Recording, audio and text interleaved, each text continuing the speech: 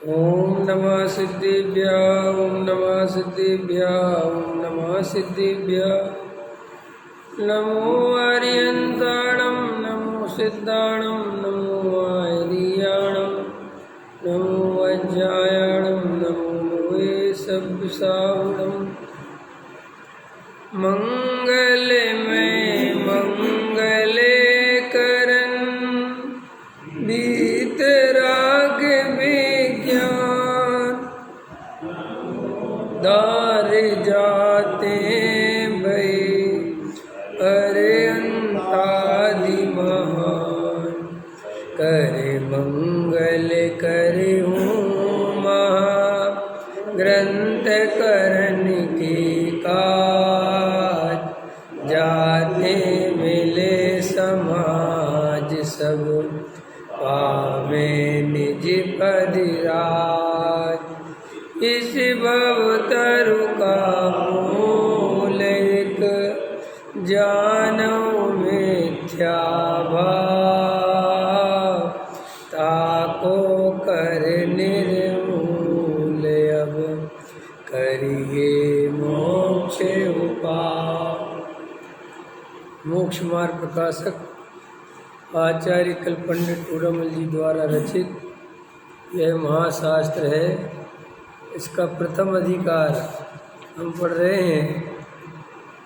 उसमें भी पृष्ठ क्रमांक 18 पर मोक्ष मार्ग प्रकाश ग्रंथ की सार्थकता। पृष्ठ क्रमांक 19। पुनश्च गणधर देवों को यह विचार आया कि जब केवली सूर्य का अस्तपना होगा तब जीव मोक्ष मार्ग को कैसे प्राप्त करेंगे और मोक्ष मार्ग प्राप्त किए बिना जीव दुख सहेंगे। ऐसी करुणा बुद्धि से अंग प्रकीर्णक आदिक रूप ग्रंथ देई हुए महान दीपक उनका उद्योत किया। पुनश्च जिस प्रकार दीपक से दीपक जलाने से दीपकों की परंपरा प्रवृत्ति है, उसी प्रकार किन्हीं आचार्य आदिकों ने उन ग्रंथों से अन्य ग्रंथ बनाए और फिर उन पर से किन्हीं अन्य ग्रंथ बनाए। इस प्रकार ग्रंथ होने से ग्रंथों की परंपरा प्रवर्तित है। मैं भी पूर्व ग्रंथों से यह ग्रंथ बनाता हूँ। पुनश्च जिस प्रकार सूर्य तथा सर्वदीपक हैं, वे मार्ग को एक रूप ही प्रकाशित करते हैं, उसी प्रकार दिव्य ध्वनि तथा सर्व ग्रंथ हैं, वे मोक्ष मार्ग को एक रूप ही प्रकाशित करते हैं। सो यह भी ग्रंथ मोक्ष मार्ग को प्रकाशित करता है। तथा जिस प्रकार प्रकाशित करने पर भी जो नेत्र रहित अथवा नेत्र विकार सहित पुरुष हैं उनको मार्ग नहीं सूझता, तो दीपक के तो मार्ग प्रकाशक पने का अभाव हुआ नहीं है। उसी प्रकार प्रकट करने पर भी जो मन ज्ञान रहते हैं अथवा मिथ्यात आदि विकार सहित हैं उन्हें मोक्ष मार्ग नहीं सूझता, तो ग्रंथ के तो मोक्ष मार्ग प्रकाशक पने का अभाव हुआ नहीं है। बस इसमें ये कह रहे हैं टोडामल जी साहब कि साहब प्रश्न ये है सीधा सा कि आपने मोक्ष मार्ग प्रकाशक ग्रंथ क्यों बनाया और इससे क्या है। तो वो समझा रहे हैं कि देखो ये ग्रंथों की परंपरा कैसे चलती है। जो गणधर होते हैं उनको ऐसा भाव आता है कि जब ये तीर्थंकर नहीं रहेंगे तो आगे ख्याल में आया कि नहीं आया, तो वे कुछ ग्रंथ बनाते हैं, आगे उसको आचार्य भगवंत करते हैं और बनाते हैं और बनाते हैं, फिर और चलते हैं। ऐसे वो ग्रंथों की परंपरा चलती रहती है। वास्तव में तो ये तो हम सब जानते हैं कि पहला ग्रंथ सठखंडागम लिखा गया। ख्याल में आया कि उसके पहले तो ग्रंथ होते ही नहीं थे और उसके पहले तो होते ही नहीं थे। और उसके पहले तो समझ लो ग्रंथ क्यों नहीं होते थे कि उन जीवों को क्षेपसम बहुत अच्छा था, उनका ज्ञान बहुत अच्छा था। एक बार कोई बात समझते थे तो एकदम याद हो जाती थी, तो ग्रंथों की कोई आवश्यकता नहीं बनती।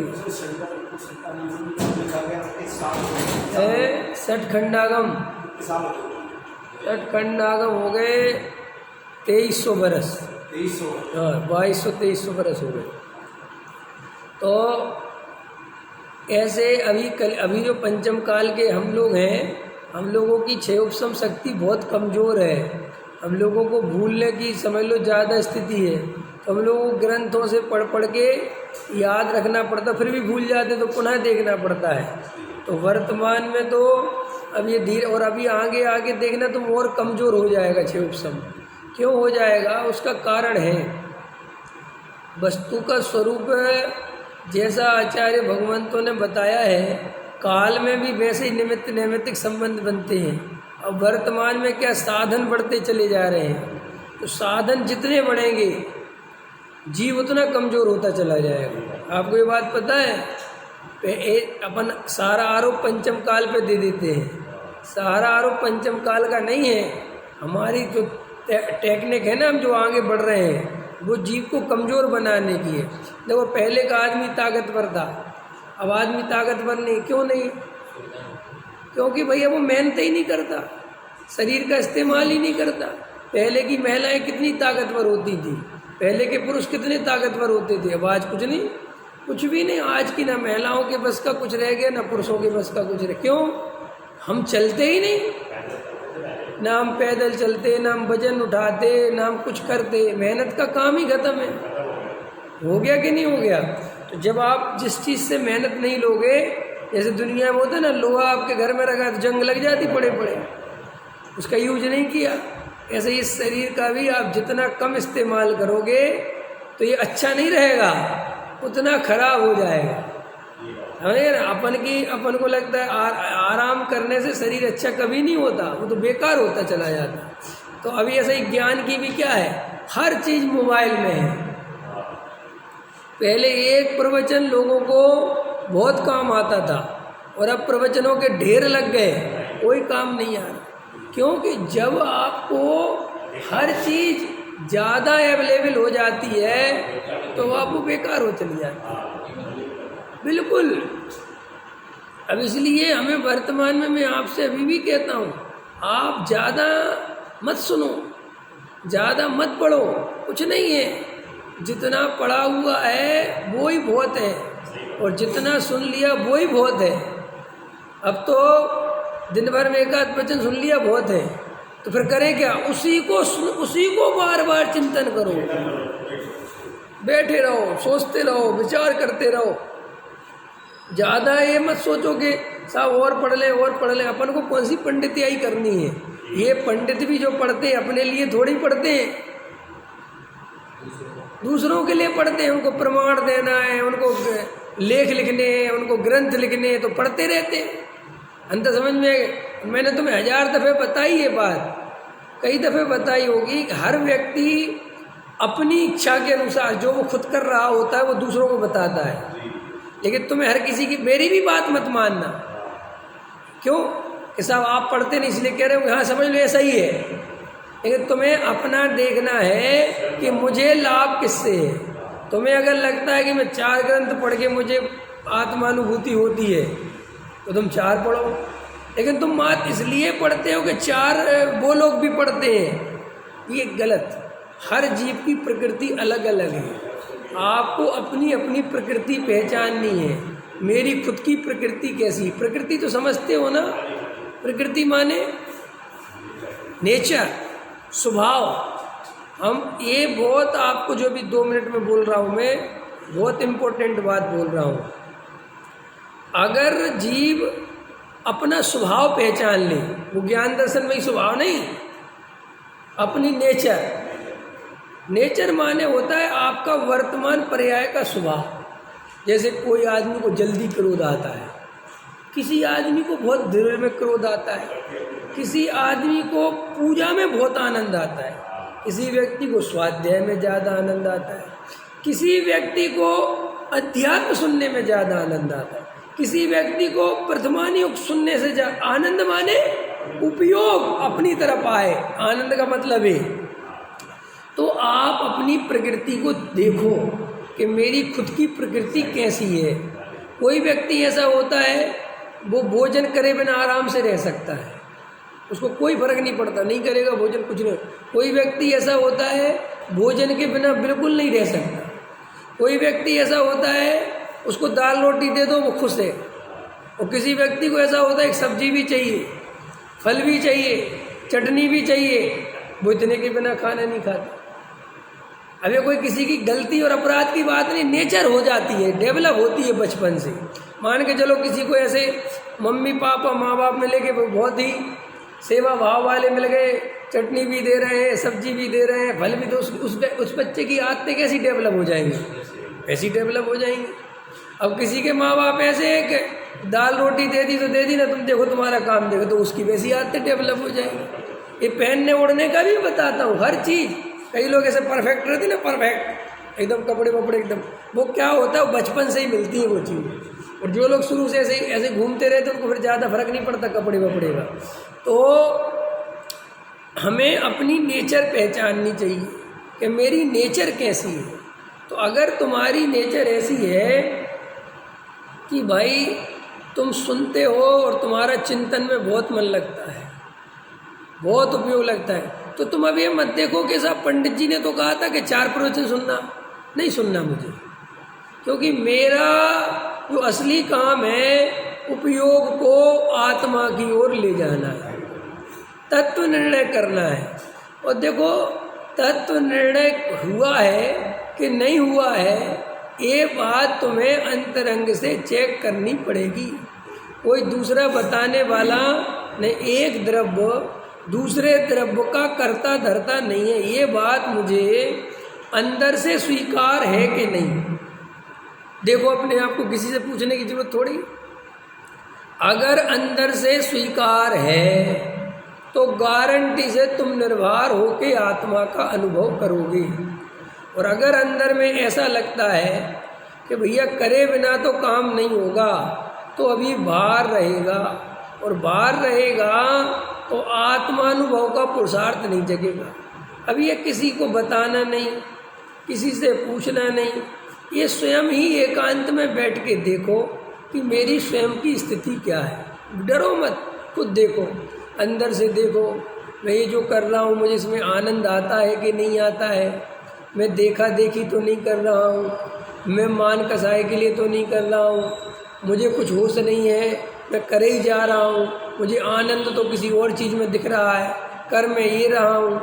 देखो अपने आप को, ऐसा तो नहीं मैंने पूरे जीवन भर अपने दिल की तो करी नहीं, मैंने तो दूसरों के अनुसार चलता रहा और आज भी वैसे ही चल रहा हूँ, ना मुझे कोई आनंद आ रहा है, उल्टा रूखापन बढ़ रहा है, बेरुखी बढ़ रही है, दुख बढ़ रहा है। देखो धर्म की एक परिभाषा और याद कर लेना, सच्चे धर्म का मार्ग कौन सा है? जिस पर चलने पर जीव का आनंद दिन पर दिन बढ़ता चला जाए, समझ लेना वो सही मार्ग है। और जिसके चलने पर जीव दिन पर दिन भारी होता चला जाए, बोझ से दबता चला जाए, अंदर और रूढ़ होता चला जाए, दुखी होता चला जाए, तो समझ लेना हम धर्म के मार्ग पे नहीं, हम गलत मार्ग पे हैं। अंदर समझ में आया? आप दिन पर दिन हल्के होते चले जाना चाहिए।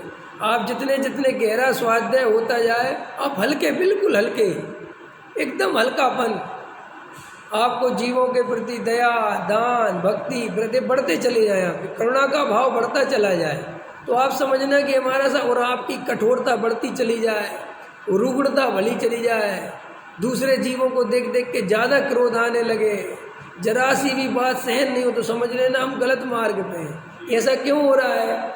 क्योंकि कसायों को दबाया गया है, और कसायों को दबाते दबाते दबाते दबाते अब वे धीरे धीरे अंदर इकट्ठी हो गई है। ख्याल में है ना? पुरुष का गुस्सा ज़्यादा खतरनाक होता है महिला की अपेक्षा। क्यों? अरुण जी बताओ, पुरुष का गुस्सा ज़्यादा खतरनाक होता है महिला की अपेक्षा। क्यों? क्योंकि महिला गुस्सा दबाती नहीं है, वे जल्दी गुस्सा कर देती है, रो लेती है, तो उनका सब निकल जाए। पुरुष दबाता चला जाता है, इकट्ठा करता चला जाता है, वो सहन कर, फिर अंदर एकदम से 15 दिन फट जाता है वो। महिलाओं को कुछ नहीं होता, वे 2 दिन अपना तुमसे मुँह चला लेंगी, गुस्सा हो लेंगी, रो लेंगी। पुरुष रोता नहीं है। पुरुष रोता क्यों नहीं? रोना तो दोनों को दिया प्रकृति ने, अपन रोते क्यों नहीं? क्यों नहीं रोते? प्रकृति ने ऐसा तो नहीं बनाया ना कि पुरुष को रो नहीं सकता और स्त्री रोए। आंसू तो अपने भी निकल सकते हैं, तो रोते क्यों नहीं अपन? सोचा कभी? अहंकार क्या है? अपन को सिखाया जाता है बचपन से, लड़का हो के रोता है, लड़का हो के रोता है, लड़की है तो अपन को वो संस्कार गहरा होता है कि लड़के रोते नहीं, आदमी रोए तो क्या काम का? स्त्रियां हैं क्या? तो अपन ने वो रोने का सारा जिम्मा किन के हाथ में डाल दिया? स्त्रियों को। और स्त्रियों को वो रोने का जिम्मा डाल के तुमने उन्हें वरदान दे दिया, इसलिए स्त्रियों को हार्ट अटैक नहीं आते, स्त्रियों को बहुत सारी भी चीज़ें नहीं होती, वो बहुत सारे रहे। क्यों? कि वे उन्हें जो बचपन से जो प्रकृति ने दिया था आंसू, वो आज भी बहा देती है और हम सब दबाते चले जाते हैं, अंदर रखते चले जाते हैं, इकट्ठा करते चले जाते हैं और अहंकार का पहाड़ बढ़ाते चले जाते हैं। मैं पुरुष, मैं पुरुष, मैं पुरुष, और अंदर ही अंदर बाहर से दबते चले जाते हैं। ऐसी स्थिति में क्या होता है कि जो भी व्यक्ति, जो भी जीव अहंकार से पीड़ित होगा, अहंकार से दबा हुआ होगा, उसका रोड पे सीधा चलना भी मुश्किल है, वो सहज नहीं दे पाएगा। इसे हम सहज साधना कहते ना, सहज, डॉक्टर साहब अभी सहज पे ही चल रहे हैं ना, सहज साधना, सहज समाधि। तो हम जैसे सहज कहते हैं, हम सहज नहीं दे सकते। देखो हमारी जेब के अंदर 1 लाख रुपए रखा हो तो हम सहज नहीं दे पाते, दे पाते? हमने डायमंड की 4-5 अंगूठियाँ पहन रखी हो, गले में सोने की चेन पहनी, तो रोड पर सहज क्यों? क्योंकि अंदर उसका भार रहता है। ऐसे हमारे अंदर अहंकार हो तो हम सहज नहीं दे पाते, सरल नहीं दे पाते। और जब तक आपका चित्त सरल नहीं होगा, सहज नहीं होगा, ये पक्का सिद्धांत समझ लो, सूत्र समझ लो, सरलता, सहजता जब तक हमारे अंदर प्रवेश नहीं करेगी तब तक आत्मानुभूति का पुरुषार्थ नहीं होगा। क्या चाहिए अपन को? सरलता, सहजता। ये सरलता और सहजता क्या होती है? हम अपने घर में जब अकेले कमरे में बैठे होते हैं तब कैसे होते हैं, और 4 आदमियों के सामने कैसे होते हैं? तो जैसे तुम अकेले कमरे में होते हो, समझ गए ना, ऐसे तुम सबके सामने रहने लगो, कोई विकल्प नहीं, हमें कोई भाव नहीं कि तुम हमें देख रहे हो कि नहीं देख रहे हो, तुम पे हमारा क्या प्रभाव पड़ रहा है, हमें कोई मतलब नहीं। बस उस दिन आपको निर्भरता का आनंद आएगा। तो जिन जीवों को ये पता करना हो कि हम धर्म के मार्ग पे सही जा रहे हैं कि नहीं, तो उनके लिए एक फॉर्मूला है कि वे ये बस देखना चालू करें कि हम आनंद हमारा बढ़ रहा है कि नहीं बढ़ रहा है, हमारी कसाएं घट रही हैं कि नहीं घट रही हैं, हमारे अंदर क्रोध, मान, माया, लोभ की प्रवृत्ति घट रही है कि बढ़ रही है। फिर दूसरा, हम जब ये धर्म नहीं जानते थे, हम तब ज़्यादा आनंद में थे कि अब ज़्यादा आनंद में है? अंतर समझ में आ रहा है कि नहीं आ रहा? तीसरा, कि ऐसा तो नहीं हमें धर्म का सहारा पाप के उदय में लगा लगा के चलते रहते हैं और खुश होते रहते हैं। समझ गए ना रमेश जी? पाप का उदय आया तो केवली भगवान याद आ गए, कर्म याद आ गए, सब कुछ याद आ, और फिर शांत हो गए। धर्म इसके लिए नहीं मिला। तो सारी दुनिया लगाती है, नाम बदलते हैं। दुनिया में किसी भी जीव का पाप का उदय आ जाए तो भले ही वो पाप का उदय शब्द नहीं जानता हो, वो कहता है भगवान तूने मेरे साथ अच्छा। वो अपने दुख का कारण कौन समझता है? भगवान को समझता है। कोई कहता है मेरी किस्मत ही खराब है, किस पे दोष डाल देता है? किस्मत पे। और तुम किस पे डाल देते हो? कर्म पे, उदय पे। अरे साहब वो तो सहने नहीं। सम्यक दर्शन किसे होता है? कर्म का उदय भी मुझे छूता नहीं। ये जब पाप के उदय में ये बात चले तब समझना, पुण्य का उदय ढेर भर के आ रहा हो और तुम्हारे अंदर ऐसी श्रद्धा चले कि अरे पुण्य के उदय से मेरा क्या लेना देना है, तब तुम्हें समझना कि सम्यक दर्शन हो सकता है।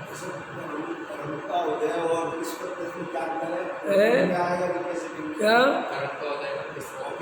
कोई अंतर नहीं, शब्दों का अंतर। ही तो समझा रहे हैं कि तुम कर्मों के उदय का इस्तेमाल करते हो, कोई किस्मत का इस्तेमाल करता है, कोई कुछ बातें वही है। अपना अपना दर्द छुपाने के लिए कुछ तो चाहिए। क्योंकि अपने मैं इसके लिए जिम्मेदार हूँ, ये जीव को पसंद नहीं है। हम हमेशा ये चाहता कि इस काम के लिए कोई और जिम्मेदार है। यहाँ जीवों की कसाई बढ़ रही है, जीवों के पाप बढ़ रहे हैं, इसके लिए कौन जिम्मेदार है? पंचम काल इसके लिए कौन है? पंचम काल हम क्या करें? अरे भाई तो पंचम काल में तू आया क्यों? ये उत्तर नहीं दे सकता है। तुझे जबरदस्ती भेज दिया किसी ने, अरे तू पापी रहा नंबर 1 का इसलिए आया है। ये नहीं, ये बात मत कहो। ये कहोगे साहब सारा दोष किसका है? हमारा कोई दोष नहीं। और पिछले जन्मों की जिम्मेदारी हमारी, तो किसकी जिम्मेदारी है? पिछले जन्म की जिम्मेदारी भी किसकी है? तुम्हारी हमारी है ना भाई। पिछले जन्म में तुमने गलतियां करी और तुम कहो साहब वो तो पिछले जन्म में करी थी, उससे कोई मतलब नहीं है। और इस जन्म में जो गलतियां कर रहे हो वे फिर आएंगी आगे, फिर कहोगे साहब हमें क्या पता। अरे ऐसे नहीं होता। ये जीव एक दिन का नहीं है, हम अनादि अनंत हैं। कितने हैं? और अनादि अनंत के प्रभाव में वर्तमान पर्याय को देख देख के ही जीते हो। इसका ही नाम तो मिथ्यात्व है। अगर अपने को अनादि अनंत देखोगे तो ये विचार जरूर आएगा कि अरे मुझे अनंत काल रहना है, मैं कब तक इन कसायों की पूर्ति करता रहूँगा, मुझे क्या मिलने वाला है? ये भाव पलट जाएगा। और इसके चक्कर में मायाचारी, झूठ, फरेब सब कर रहा हूँ। कर्म बन रहे होंगे, कर्म बन रहे होंगे कि नहीं बन रहे होंगे? अच्छा बन रहे होंगे कि नहीं बन रहे होंगे? बोलो। अरे देखो, कर्म फिलॉसफी समझना हो तो कभी ऐसा विचार किया करो।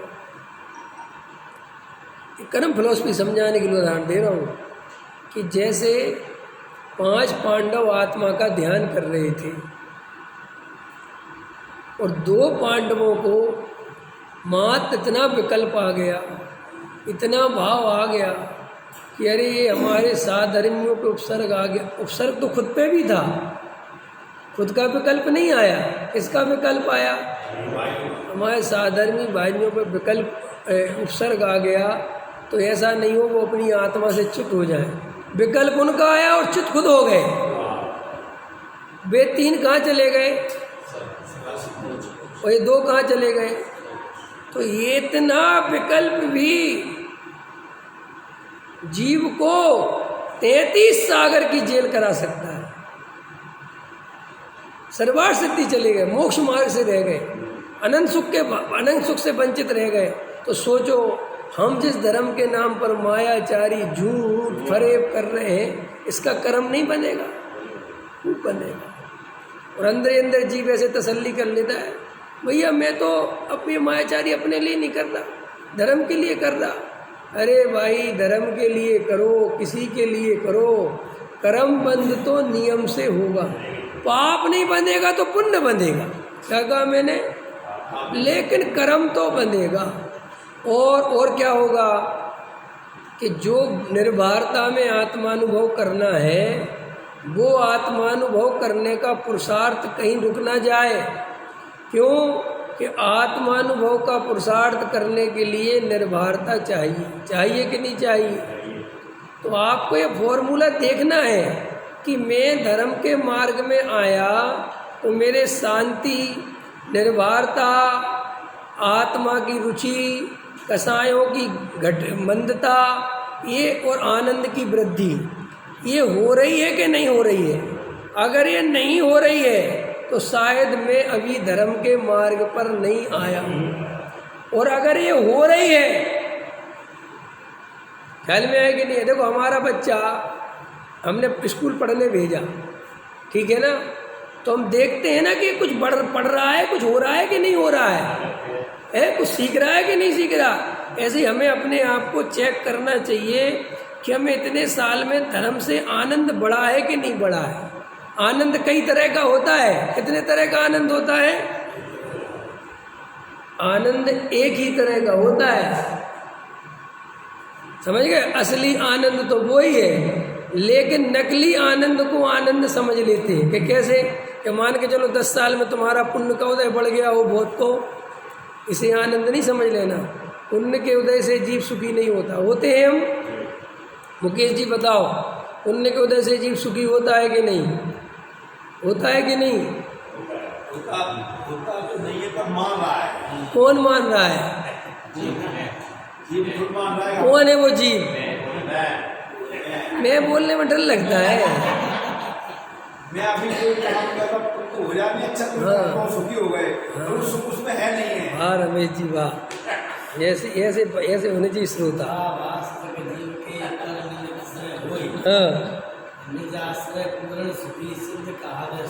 बस बोलो, निज का आश्रय करोगे तो सुखी होगे, बस जी। पर के आश्रय से सुख नहीं होता, लेकिन मानते हैं। बराबर बराबर ऐसे बोलो ना, हमें तो बहुत अच्छा लगता है। दिल की बोलो, शास्त्र की मत बोलो। शास्त्र की बोलोगे तो फंसोगे, दिल की बोलोगे तो सुलझोगे, क्योंकि उलझा तो दिल है,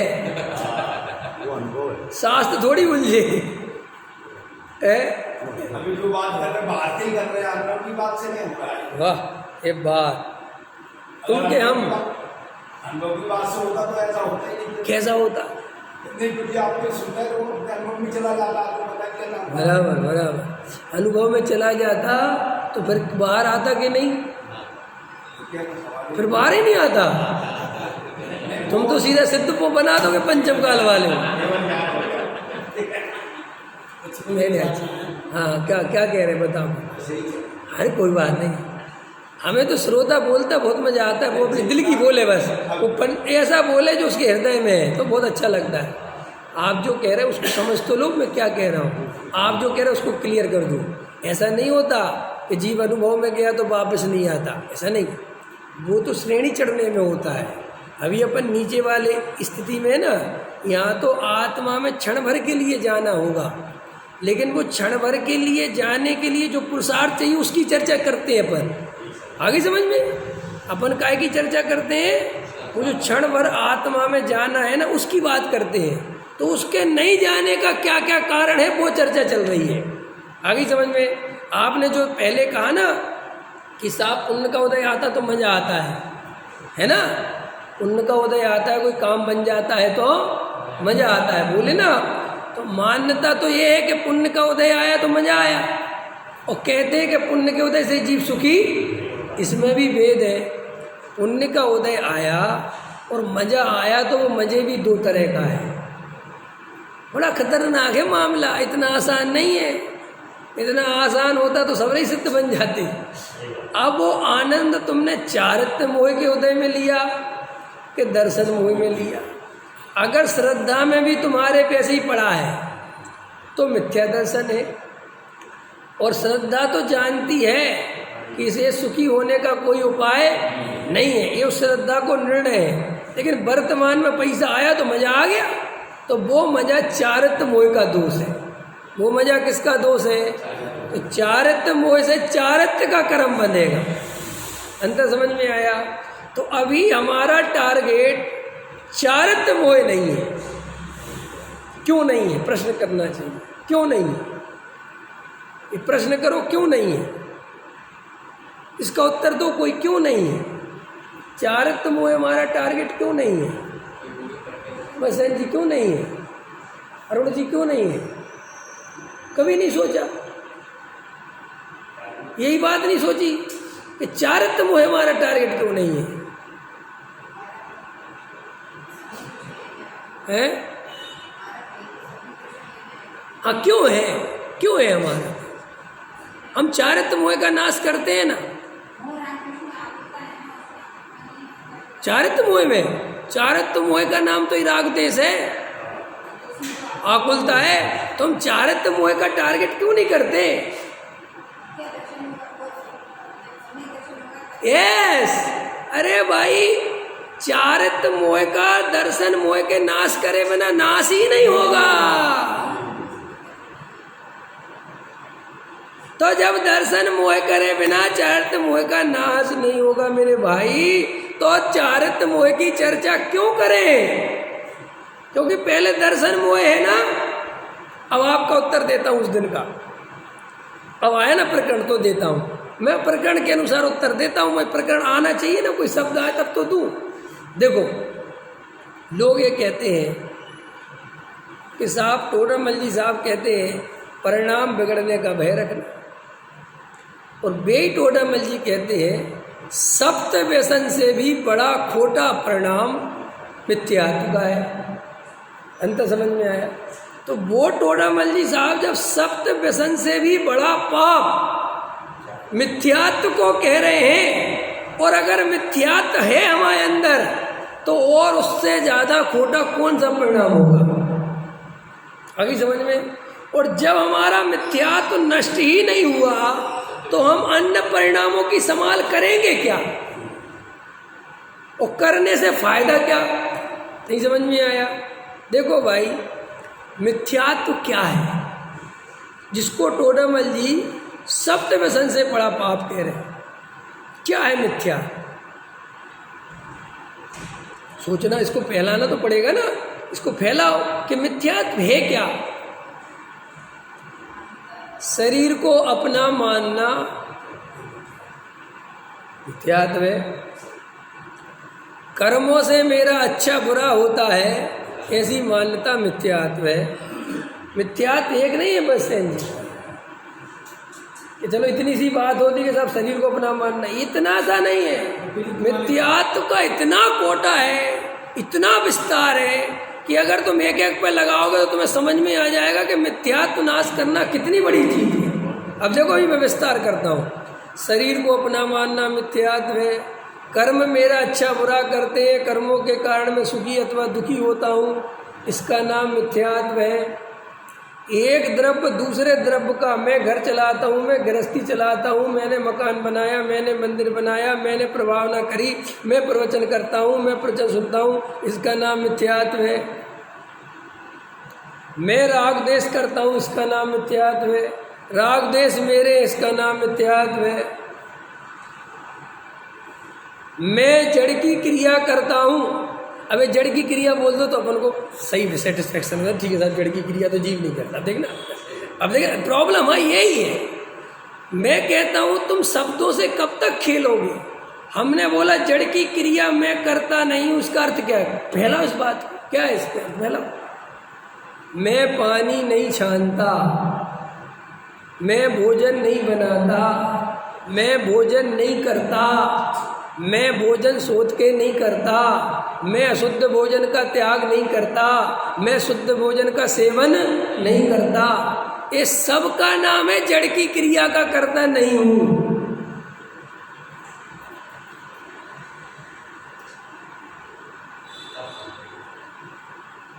पानी छान कर पीना चाहिए कि नहीं पीना चाहिए?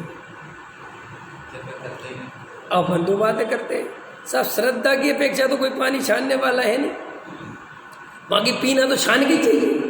अब ये कैसा हो रहा है? हाँ, अरे भाई तुम घबराते क्यों हो, डरते क्यों हो? पानी छनने की योग्यता होगी तो छनेगा, ये चाहिए बल, और नहीं छनने की योग्यता होगी तो नहीं छनेगा।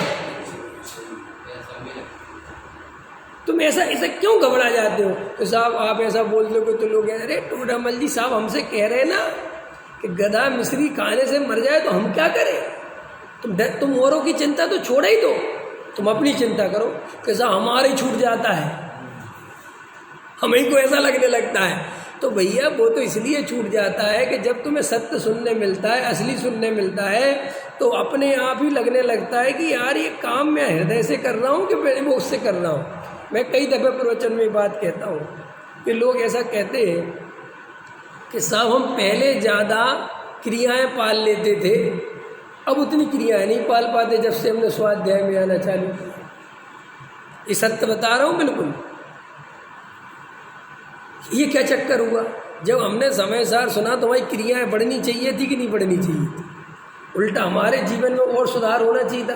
पहले हम 10 लक्षण 10 कर लेते थे, और जब से मोक्षु में आए हैं अब 5 करना बहुत भारी को। हमारा राजेश जी क्या नाम है का, क्या नाम आपका? रमेश जी कह रहे एकदम सही कह रहे। हम रमेश जी हम बहुत दिल की बात करते हैं। बस चला, उसको समझ नहीं पाए, हम कुछ नहीं, आप नहीं समझ पाए। हाँ आप समझ में तो छोड़ दी। ऐसा कैसा समझ में आया? छोड़ दीजिए। अच्छा है, नहीं समझो, अभी वैसे इतना सरल नहीं है, यही बता रहा हूँ, सब समझा रहा हूँ। अज्ञानता में कोई भी क्रिया करना सरल है, क्योंकि अज्ञानता में सिर्फ क्रिया करनी है। अज्ञानता में ना परिणाम देखने हैं ना अभिप्राय देखना है, सिर्फ क्रिया करनी है।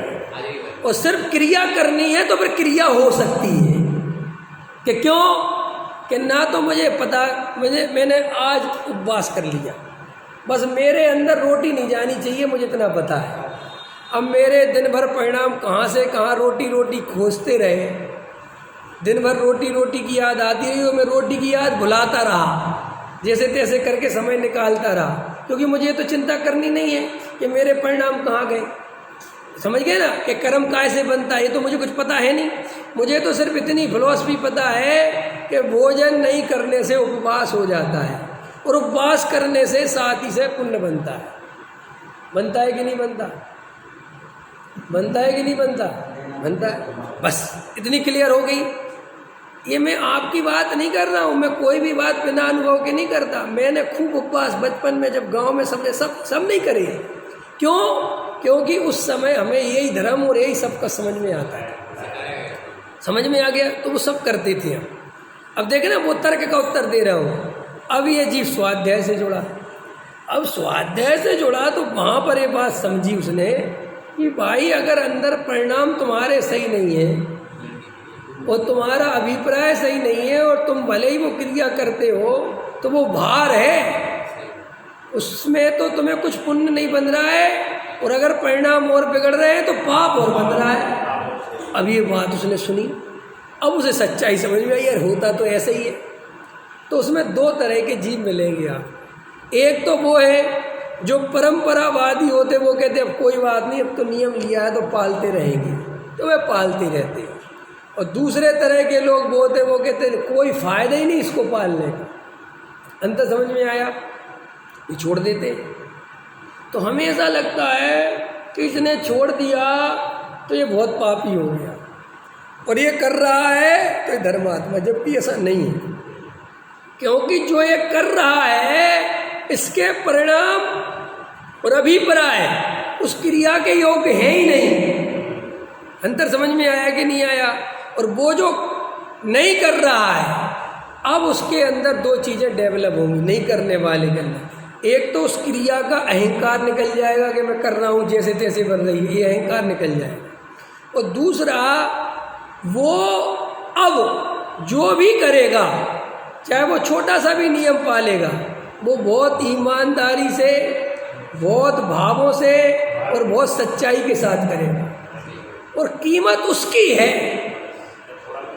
देखो भाई, हम अन्य मतियों की तो निंदा करते हैं कि वे अग्नि तप करते हैं, जमीन में चले जाते हैं, जल साधना करते हैं, पागल हैं, बुद्धि नहीं है, उल्टे लटक जाते हैं। हम उनकी तो निंदा करते हैं, लेकिन हम अपने आप को विचार नहीं करते कि कहीं आधा अधूरा हम भी तो वैसे ही नहीं कर रहे हैं, कहीं हम भी तो नहीं ढोते फिर रहे हैं। अगर आप इन चीज़ों को जब खुद से अनुभव करोगे, फिर दूसरी बात और सुन लो, हम जिस समाज में रहते हैं, हम जिस वातावरण में रहते हैं, वहाँ पर इस तरीके की बात करने वाला कोई नहीं मिलता। वहाँ पर सब इस तरीके की बात करने वाले मिलते कि नहीं भैया जैसे चल रहा है चलाओ, अपनी परंपरा का निर्वाह करते रहो। भैया देखो भैया, अब वो तो बात सही है कि जो है वो तो तुम कह रहे, लेकिन भैया देखो, समझ गए ना?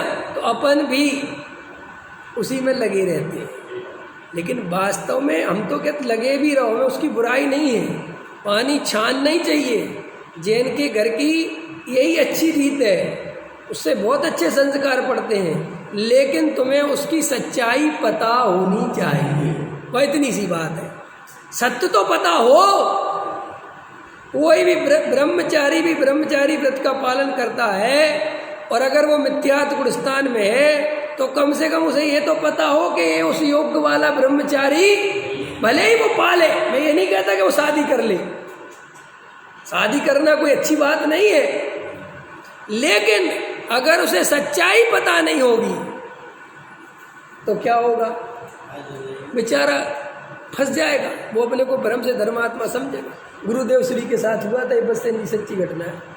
गुरुदेव श्री से किसी ने कहा कि हमें ये समझ में नहीं आता, आप जन्मजात ब्रह्मचारी हो, है बाल ब्रह्मचारी थे गुरुदेव श्री, कोई ऐसा तो नहीं बाल ब्रह्मचारी पद लिया था, और श्वेतांबरों के सबसे बड़े साधु थे और बहुत निर्दोष क्रिया का पालन करते थे, बहुत ईमानदारी से, बहुत, क्योंकि उनको पूर्व जन्म का धर्म का ही गहरा संस्कार था। माने उनको संसार का रस नहीं था, विषय भोगों के संस्कार नहीं थे गुरुदेव को। गुरुदेव के सारे ऐसे कर्म थे कि जिसमें उनको जान ही था आगे मोक्ष मार्ग में, अंतर समझ में आए ना।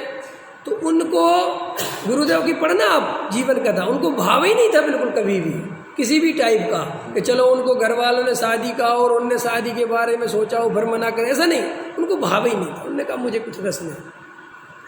तो जब गुरुदेव ने पंथ संप्रदाय में समझ में आया कि अरे समय सार मिला, अरे ये धर्म नहीं है, इधर आ गए और दिगंबर धर्म को स्वीकार करके आत्मानुभव सम्यक दर्शन प्राप्त हुआ और सब चीज़ें उनके जीवन में एक आनंदमय धर्म की शुरुआत हुई। तो लोगों ने उनसे कहा कि आप बाल ब्रह्मचारी हैं, तो आपके नाम के आगे हम बाल ब्रह्मचारी लगाएं तो क्या दिक्कत है? नहीं समझ में आया? बाल ब्रह्मचारी लगेगा ना, आप हो ब्रह्मचारी। तो गुरुदेव ने कहा कि ब्रह्मचर्य जिस प्रतिमा से होता है वो प्रतिमा लायक काम नहीं है मेरे अंदर, और ना मैं उतना पालन करता हूँ, तो मेरे नाम के आगे ब्रह्मचारी नहीं लग सकता। कितनी ईमानदारी थी, कल्पना करो आप उस ईमानदारी की। क्यों गुरुदेव को व्यवहार पता नहीं था? गुरुदेव ही व्यवहार से लगवा देते ना, हाँ व्यवहार से लगा दो कोई बात। उन्होंने कहा नहीं लगेगा, जिसको लगाना है वो लगाओ, मेरे नहीं लगेगा। क्योंकि ये अंतरंग से सत्य है ही नहीं।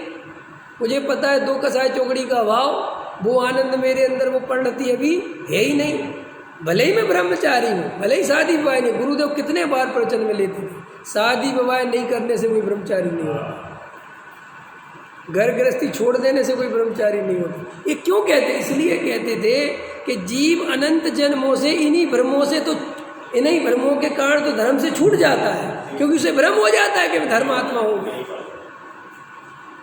आज कहना नहीं चाहिए अपन किसी ब्रह्मचारी का, आप उनसे कहो आप ब्रह्मचारी हो के नहीं, तो हाँ क्या कमी है? अगर ईमानदार तो कहनी भैया वो वाला नहीं है अंतरंग में, और अगर होगा तो कहेगा वो वाला है, क्या डरने की बात। भैया मैं आपसे कहता हूँ, तुम जितने ईमानदार अपने प्रति बनोगे उतना तुम धर्म का सेवन करोगे, और जितने अपने अंतरंग में ईमानदार नहीं बनोगे, धर्म नहीं, देखो दूसरे तुम्हें धर्मात्मा समझे, इससे तो मोक्ष मिलने वाला है नहीं। तुम दूसरों अपनी परंपरा का निर्वाह करते रहो और अपने को धार्मिक समझते रहो, इससे भी मोक्ष मिलने वाला नहीं है। देखो ईमानदारी ये है, आज वर्तमान में ऐसी स्थिति है, वक्ता भी ऐसी बातें करना नहीं चाहता कि जिससे कुछ व्यक्ति के जीवन में कुछ अंतरंग में विवाद बने, कुछ श्रोता कटे। लेकिन सत्य ये है कि अगर हम सत्य नहीं बताएंगे तो सत्य मिलेगा कैसे? हम तुम्हें खाली एक शुद्ध नय की बात सुनाते रहे, शुद्धात्मा की बात सुनाते रहे, और तुम्हारी वो भूलें ज्यों की त्यों चलती रहे, तो मैं तुम्हारा भला नहीं कर रहा हूँ, मैं तुम्हारे लिए सही शास्त्र नहीं सुना रहा हूँ। जैसे डॉक्टर, सही डॉक्टर जो होता है, अच्छा डॉक्टर होता है, वो खाली दवाई नहीं देता, वो दवाई के साथ साथ तुम्हारी दिनचर्या भी पूछता है। वो कहता तुम खाते क्या, क्या वो और बताओ। अब आजकल के डॉक्टर देखो पैसा वाले हो गए ना, सिर्फ उनको फीस से मतलब होता है, तुम्हें कुछ ही नहीं पूछते। बोलो जैन साहब, आपने वो जमाना देखा होगा, पहले के डॉक्टर पैसे नहीं चाहते थे, पहले के डॉक्टर मरीज ठीक होने का।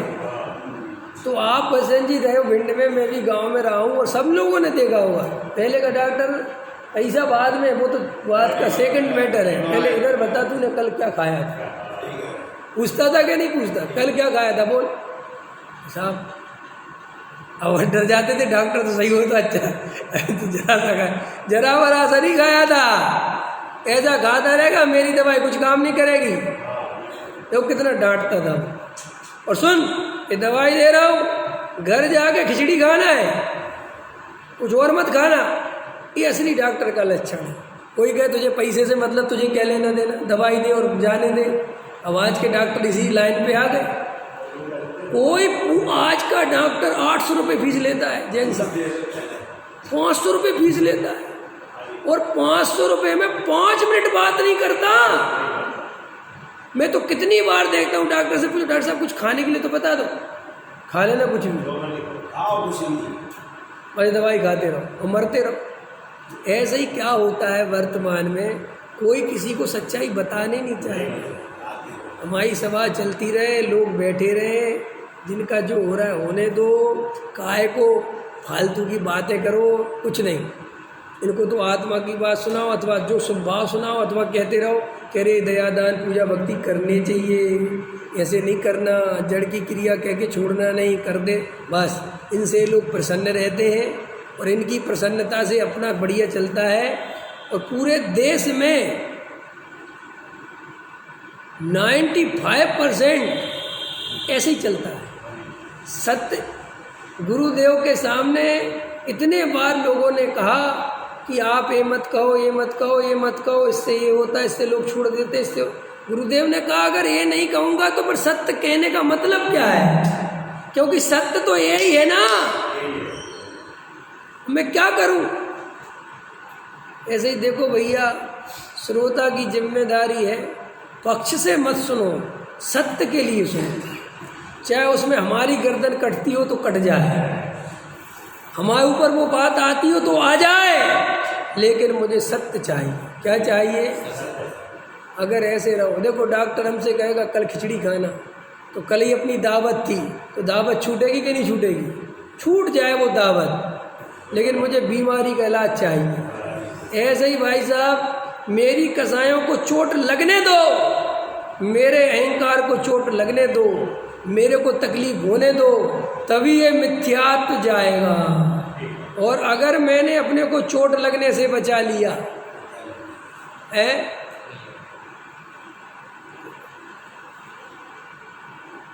बहुत याद करना, ये भव के अभाव करने के लिए बैठे हैं अपन यहाँ, किसी पंथ संप्रदाय, किसी प्रशंसा के लिए नहीं बैठे भैया।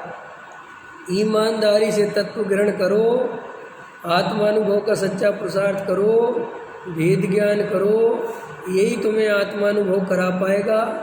और कोई संसार की ताकत तुम्हें आत्मानुभव नहीं करा सकती। इन बातों को गहराई से अवलोकन करना, विचार करना, समझना और फिर निर्णय लेना। मेरी बातें तुम्हें सही लगे ये जरूरी नहीं है, तुम बस मिलाना अंदर से कि ये बात सही है कि नहीं। अगर सही लगे तो ठीक, नहीं लगे तो हटा देना। हमें किसी का गुलाम नहीं बनना, हमें न किसी वक्ता का गुलाम बनना, न किसी पंडित, न किसी विद्वान का, न किसी महाराज का। हमें सत्य चाहिए, और अगर हमें सत्य अंदर से भाषित होगा तो स्वीकार करेंगे, और नहीं होगा तो नहीं करेंगे। किसी के दबाव में कुछ नहीं करना। जो क्रिया तुम्हें हृदय से अच्छी लगे, हृदय से भाव उठते हो, वो करना। किसी को दिखाने के लिए, इसके लिए, उसके लिए। और अगर किसी को दिखाने के लिए करो तो तुम्हें पता होना चाहिए कि हमने दिखाने के लिए की। अंतर समझ में आया कि नहीं आया? परंपरा के लिए करो तो तुम्हें पता होना चाहिए कि परंपरा के लिए कर रहा हूँ, इससे धर्म का कोई संबंध। सहजानंदी